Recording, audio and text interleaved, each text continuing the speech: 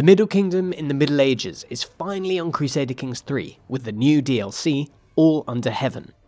So after having covered Japan a few weeks back, we now want to also cover the mainland of East Asia, particularly China, and how it is portrayed in the Song of Splendor scenario in the game.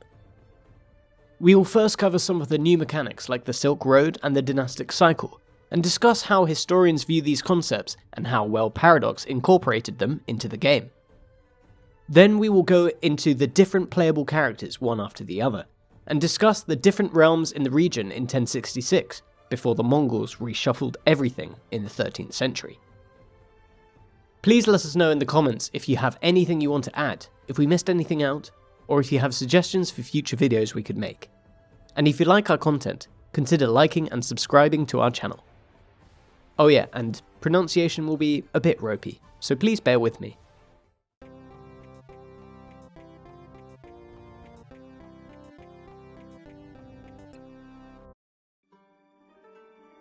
The first new feature in All Under Heaven I want to talk about here is the Dynastic Cycle, because it is probably the most important influence to the general vibe of your game in China. There are 5 different possible eras.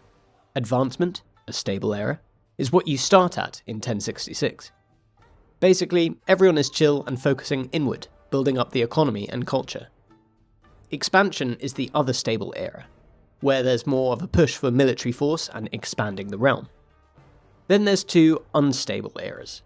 Conquest, which only triggers if a foreign power ends up conquering China, and Tension, which happens when the people start to lose faith in the emperor. Perhaps he's lost too many wars and there was a plague. You can check all the catalysts here.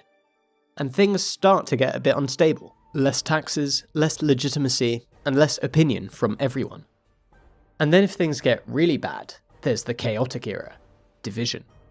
This is where the Son of Heaven loses the Mandate of Heaven, the hegemony of China is destroyed, and everyone becomes independent warlords. There is so much more to this new mechanic, and I haven't even touched on the political movements that you can join to influence or benefit from the cycle. But for now, let's focus more on the history. Was the Dynastic Cycle a thing in real life? What we can say is that the concept of a dynastic cycle was very much a thing in classic Chinese philosophy, as well as historiography. In fact, it is probably the political concept that best describes the imperial situation in ancient and medieval China. It is driven by the idea of a mandate of heaven, which is not unlike how European monarchies assumed that there was a divine power legitimizing emperors, and was likely originally popularized by the Zhou dynasty, who ruled China all the way back in the first millennium BC, from around 1046 BC to 256 BC. When the Zhou overthrew the previous ruling Shang dynasty, they needed a reason why it was okay to rebel against a king. They argued that heaven, Tian, grants the right to rule to a virtuous leader. If that leader becomes corrupt or incompetent, heaven withdraws the mandate and gives it to someone else. As 20th century American historian John K. Fairbank aptly put it, China's 2,000 years of recorded politics have produced apparent rhythms and pulsations. Always, even though the current struggle might ravage the Middle Kingdom, most Chinese have had utter faith that unity would come again. The dynastic cycle, according to ancient Chinese philosophers, goes roughly as follows. A new powerful ruler emerges among the chaos, founds a new dynasty, and is thus earning the mandate of heaven. Following the reaffirmed stability, China achieves prosperity and the population increases. Over time, corruption increases in the imperial court, and the empire begins to enter instability. Then, what often features in ancient anthologies as well is a natural disaster that wipes out agricultural lands, and in combination with corruption and overpopulation, this causes famine. Famine leads to unrest, and consequently to civil war, which means the ruler has lost the mandate of heaven. States declare war against each other, with one leader emerging victorious, and thus the cycle repeats. On the one hand, this very quickly becomes a self-fulfilling prophecy, when a more powerful potential dynasty emerges and poses a challenge to the existing order. On the other hand, as Fairbank also points out, this is also simply an issue of increasingly debilitated imperial bureaucracy, as time after time, dynastic decline went hand in hand with the increasing inefficiency of the ruling house. The family in power accumulated over the generations a heavy load of dead wood and dead weight, fastened upon it by the family system. This was most flagrantly visible in the peculations and profligacy of maternal relatives, who became entrenched in the imperial household. Wine, women, and song at the court led to increasing personal weakness of the rulers. This danger attended the sinification of barbarian conquerors. The Mongol Khans, for example, became effete and were undone by their own excesses. So even the powerful and war-experienced Mongols eventually fell victim to this dynastic decline. But I guess the same can be said of any empire. To quote Voltaire, history is filled with the sound of silken slippers going downstairs and wooden shoes coming up. The next historical concept featured in the game worth talking about is the Silk Road. The Silk Road in-game is defined as a situation, like the Iberian struggle in Europe or like the aforementioned dynastic cycle. It grants bonuses to the lands it goes through, such as an increase in taxes and developments, but these bonuses change depending on the current situation. The default situation is called steady trading, but it can change to exceptional bounty if these positive catalysts happen, or to hardship if these negative catalysts happen. And since it's not just one market, but a collection of markets, then different markets along the Silk Road can be in different phases. That being said, if shit hits the fan back in China, like the dynastic cycle entering the division phase, then all the markets are going to feel the burn. I have to say, this is a creatively good solution to depicting the historic Silk Road.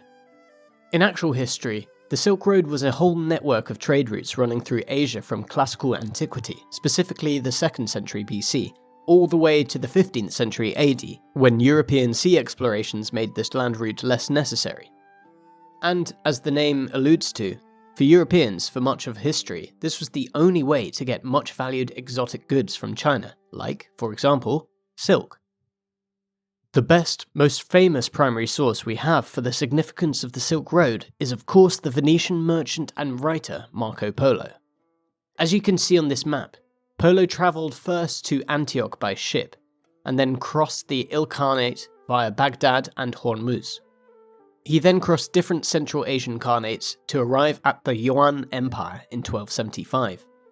Upon reaching Chengdu and the court of Kublai Khan, the descendant of Genghis Khan who had been officially ruling as Chinese emperor since 1271, Marco impressed the Khan with his abilities and was soon employed as a special envoy, undertaking missions across the vast Mongol Empire. This position granted him unprecedented access to the inner workings of Chinese society and government. For the next 17 years, Marco Polo served the Khan, travelling widely through regions including modern-day China's interior, Yunnan, and parts of Southeast Asia. This was possible in part due to what some historians call Pax Mongolica, in which the vast and powerful Mongol Empire pacified Asia and thus made it possible to travel throughout it without major dangers. Anyway, Marco Polo's detailed observations of advanced cities like Huangzhou, along with technologies like paper money and the efficient postal system, were written down in his travelogue, Il Milione, which would eventually circulate all over Europe, shaping Europeans' understanding of the Far East. But the trade connections between East and West also produced fascination on the other end of this exchange in China. For instance, according to a 7th century Chinese account of Syria, it was a place that produces fireproof cloth, life-restoring incense, bright moon pearls, and night luster gems. Brigands and robbers are unknown, but the people enjoy happiness and peace. None but illustrious laws prevail, none but the virtuous are raised to sovereign power. The land is broad and ample, and its literary productions are perspicuous and clear. So we can see that while the connections back then between the east and west of Eurasia were rarer and usually less direct, there nonetheless existed a certain degree of exchange throughout the Middle Ages, which makes it all the more exciting and historically informed that with the new DLC, this part of the then known world now also features in Crusader Kings 3. The scenario, The Song of Splendor, is introduced with the following text. Out of the ruins of the Tang, was born the glory of the song. Greatness such as this has not been seen for nearly 2 centuries. Tribute flows to the imperial capital from afar like a mighty river. Rebellions are infrequent and swiftly suppressed, and the government is firmly in the hands of the capable and meritorious. However, with great prosperity comes great temptation. Nomads have coveted the bounty of central plains since time immemorial, while even within the empire, the unscrupulous oft cloak themselves with feigned nobility to divert its wealth into their own pockets. So, the Song dynasty ruled in different constellations from 960 to 1279. Unlike the preceding Tang dynasty, the Song intentionally suppressed the power of the military elite, preferring scholars as bureaucrats and ministers. These were chosen by a strict examination system, just like how you climb the bureaucratic ladder in All Under Heaven. This reliance on a well-educated bureaucracy led to an economic revolution with innovations like paper money, gunpowder, and early industrial production of iron. However, this peaceful focus, while creating immense wealth, made the Song militarily weak. The empire was often forced to pay vast tributes to the powerful northern nomadic states to maintain peace. One could almost say that the Song were playing too tall, without a sufficient military force for backup. In the 1066 start, the Son of Heaven and leader of the Song is Huangdi Zhao Shu of Song, who is interestingly not actually a main character in China's new 1066 scenario. Perhaps this is because Paradox wants new players to focus on something not quite as overwhelming as ruling China. But after a quick glance at Zhao Shu's stats, he caught her attention. Alongside the rather pious perks of diligent, humble, and chaste, he's also genetically frail, melancholic, and possessed. Was this man, arguably the most powerful individual in the world at this point, truly a fragile, depressed maniac in real life?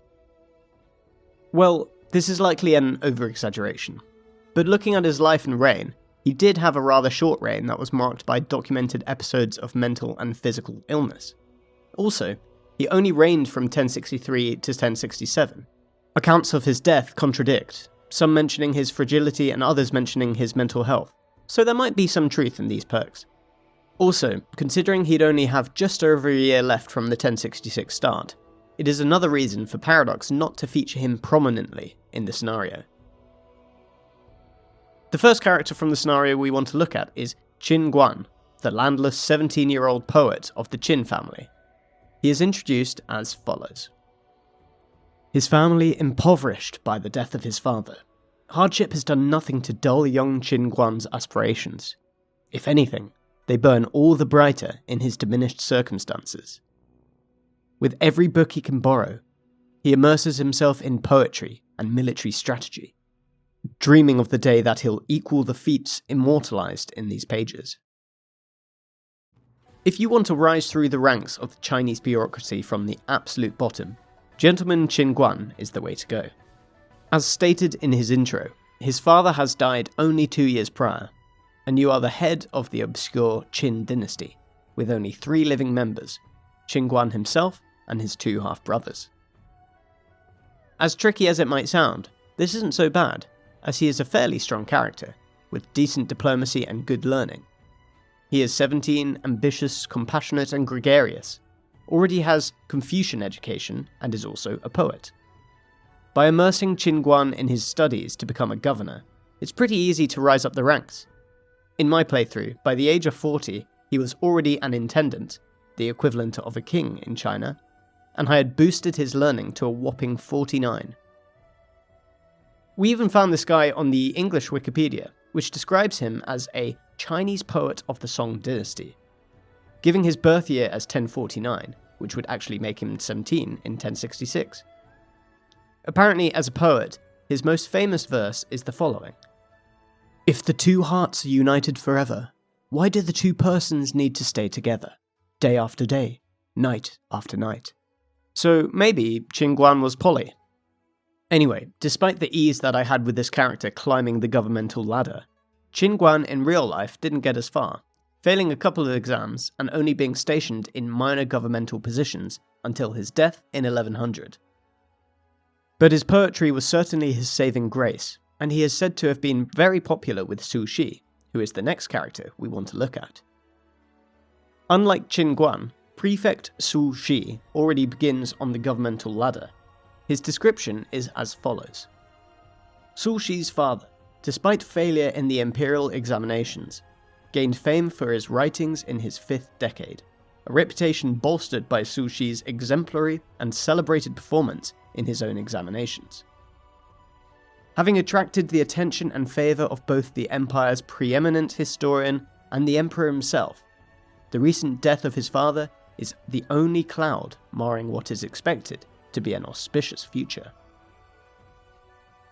Su Shi really does come from a famous family, so it is fair enough his father, Su Jun, is mentioned, who did actually die in 1066. He also had a younger brother called Su Che, who also became a famous poet. In fact, the three of them are known as the Three Sus among great authors of the time.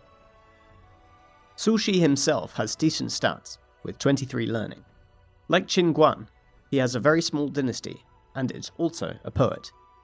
He's genetically quick, which makes sense considering his historically famous wisdom, creativity, and intelligence, and he's passed all of his exams too, so he's ready to excel through the ranks of governorship.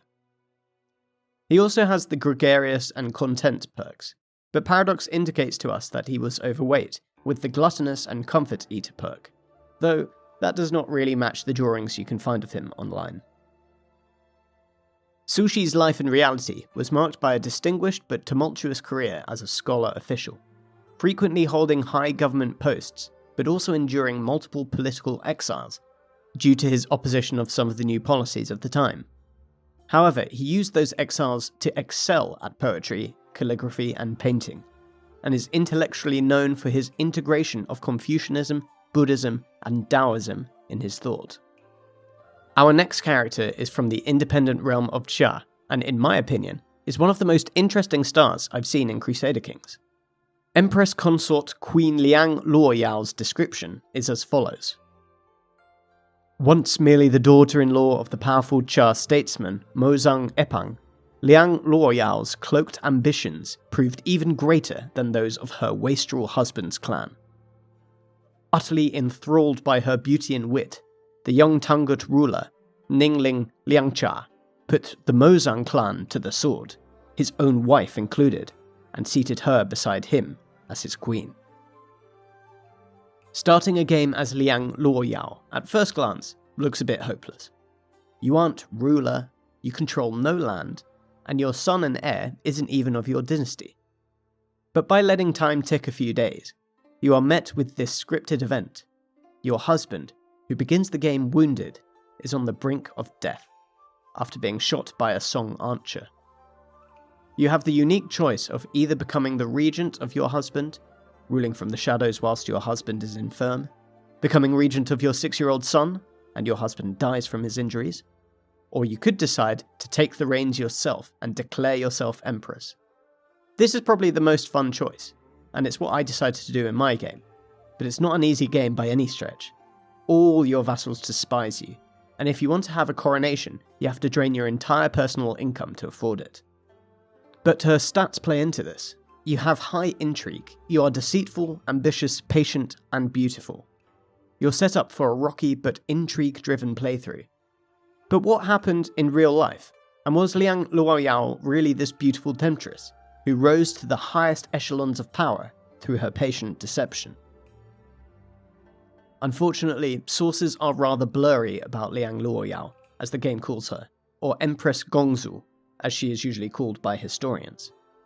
She did rule as Empress Dowager for her son from 1068 after her husband died, apparently being quite controlling of said son, Emperor Huizong, who is correctly shown to be 6 years old in the 1066 start of the game. In fact, when Huizong was supposed to step up and assume control after he turned 16, his mother, who had apparently built up enormous influence within the realm, which would fit her high intrigue and ambitious personality, stopped him from doing so, and remained in power in a sort of regent position. She also forced him to marry her niece, so his cousin. Ironically, the topic they clashed over most was Sinicization. Liang Luo Yao argued that the Western Xia should embrace its Tangut heritage and keep the Tangut regional lords in power, despite her being Han Chinese originally. Whilst her son, whose father was from an ancient Tangut dynasty, supported the ongoing efforts of Sinicization. This even led to the foreign interference of the Song Empire, in which they tried to invade Western Xia under the premise of freeing Emperor Huizong from his mother's sinister influence. However, Queen Liang Luo Yao was able to repel them. Both mother and son died around 1086, when Huizong was only 26 years old, leaving his 3-year-old son to inherit the kingdom, who would rule it all the way until 1139 as Emperor Chongzong. We could not find anything reliable on how and why Liang Luo Yao and her young son died so suddenly, which is also due to a general difficulty finding reliable primary sources on the Western Xia. As you can see, they were geographically very close to the Mongols, and they were also the first kingdom to fall to them in 1227. And as historian and Tangutologist Shi Jinbo explains, this was part of the reason why so few sources of the Tangut court in Western Xia survived. Although the Tanguts built an empire not inferior to the Song, Liao and Jin dynasties, imperial historians of the Yuan dynasty left the history of Xia unchronicled. As a result, unlike the history of Song, history of Liao, and history of Jin, the vast number of Tangut historical records have not survived in the form of imperial chronicles. Furthermore, when the Mongol army breached the walls of Xia, a sizable portion of Tangut publications and cultural artifacts were destructed in war. Whilst some precious materials have luckily survived, they have been buried deep in the dust of history over many centuries. All of these misfortunes have added to the aura of mystery around the Tangut Empire. All in all, we can say that Queen Liang Luo Yao is a fascinating historical character who, deceitful as she may be, successfully took control of the Western Xia, controlling her son and even repelling the resulting invasion by the Song Empire. Let's now have a look at the south, where our next character runs the kingdom of Dali, a tributary of the Song. Few would have imagined when he was born that Duan Xiliang would one day sit upon the throne, but fate is capricious and unpredictable. The natural order of things was overturned by the powerful Gao family, second only to the imperial clan in influence, who deposed the dissolute then reigning emperor and installed Xiliang. So the Dali kingdom was a Buddhist kingdom in what is today Yunnan province of China, that existed from 937 to 1253, seen on this map in olive green in the very south. The fact that Xiliang Wang was appointed, rather than grinding to the top like Liang Luo Yao, might explain his rather lackluster stats. In fact, he is by far the weakest of all the scenario characters, at age 61, with the content, temperate, and humble perks. At least, as we could gather from one online list, Xiliang Wang, or Duan Xiliang as he was called there, had a pretty long reign, which explained his old age in 1066. But apart from that, it was really difficult to find anything of substance about him. It would be interesting where Paradox got the info they included of him in the scenario. So if any of you can point us in a direction here, leave us a comment and we'll pin it to make sure people can read up on this as well. Our last character rules over the only kingdom that remains independent from China to the modern day, Viet, which one day will become Vietnam. Although in this time period, it is still a tributary of the Song. As ruler of Viet, Li Nat Ton exudes the unshakable self-assurance that only those raised to rule from birth possess. Proven in battle, benevolent in governance, and diligent in justice, to his people his word is absolute. Even the sole shadow looming over his glorious reign, the absence of an heir, has recently been dispelled with the birth of his first son, Kan Duk. Vuong Li Nat begins the game aged 43, with the just, honest, and compassionate traits. He has very high diplomacy, and a newly born son, Kan Duk, who was mentioned in his description as dispelling the shadow of an heirless reign. This character refers to Li Tan Tong, the historical 11th century ruler of Dai Viet, whose reign was characterized by both cultural and territorial expansion. He promoted agricultural development, reduced unnecessarily harsh laws, and built many temples and institutions, including the first temple of literature. His territorial expansions were the result of his wars with the neighbouring Champa, who are also in the game, and included today's Vietnamese province of Quang Binh and Quang Tri. The son that the game mentions is also historical, and refers to Li Can Duc, whose temple name was Nun Tong. He inherited the kingdom in 1072 at the age of 7, and he ruled all the way until 1128. So Li Nut and his favourable situation in the game are probably pretty accurate, given that he, and his successor, had a pretty successful reign. One unique decision available to Vuong Li Nat is to form the Viet Empire, which gives you the borders similar to modern-day Vietnam. This gives you a decent direction of conquest to take, should you choose this character. In actual history, it would take the Vietnamese quite a while to really expand all the way to the south. Though they finally decisively beat Champa in the Cham Dai Viet War of 1471, they didn't reach their modern shape until the 18th century, only to then be colonised by the French in the 19th century, and then torn into a bloody proxy war between the Soviet Union and the US in the 20th.